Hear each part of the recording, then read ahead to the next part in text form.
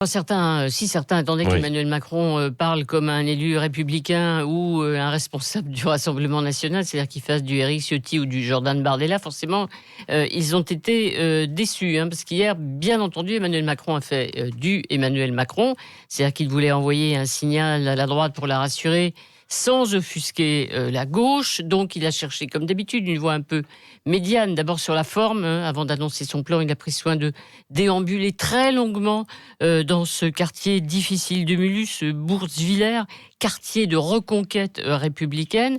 Et puis, le ton choisi par le président de la République pour cette intervention était un ton apaisé, serein, pas de phrases évidemment à l'emporte-pièce ou tonitruante, mais on peut comprendre le chef de l'État.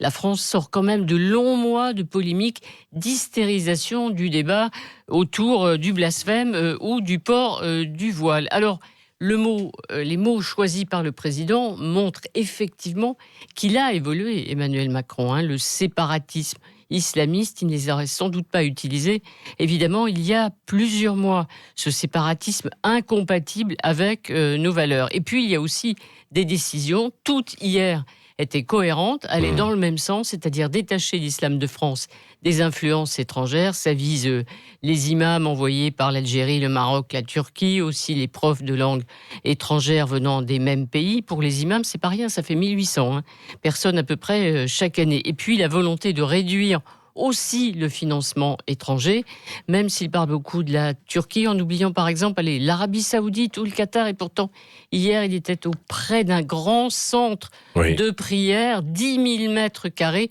financé par une ONG qatari. Oui, c'est ça. Donc ça, il ne l'a Ça, c'est pas... la limite de la Oui, diplomatie. absolument. Il ne l'a pas évoqué. Alors, il reviendra quand même avec un plan plus complet dans les prochains jours, parce que la lutte contre l'islamisme devrait être un thème fort de la fin du quinquennat, a Oui, priori. il l'avait dit lui-même, Oui. ce sera un des enjeux d'ailleurs de l'élection présidentielle. Tous ces sujets régaliens. Alors, il y aura d'autres mesures avant les élections municipales, puis après les élections municipales, parce qu'on attend des mesures sur l'école, le sport, les associations. Faut-il une charte de la laïcité ?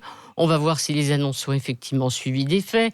Si le Conseil français du culte musulman, saisi encore une fois, est capable de faire des propositions sur la formation des imams de France. Mais moi, je dirais quand même qu'après 20 ans, par tous les politiques, d'échecs pour enrayer la progression de l'islam politique, par indifférence, naïveté, complaisance, ignorance, on va laisser quand même encore un peu de temps à Emmanuel Macron. Merci, Arlette Chabot.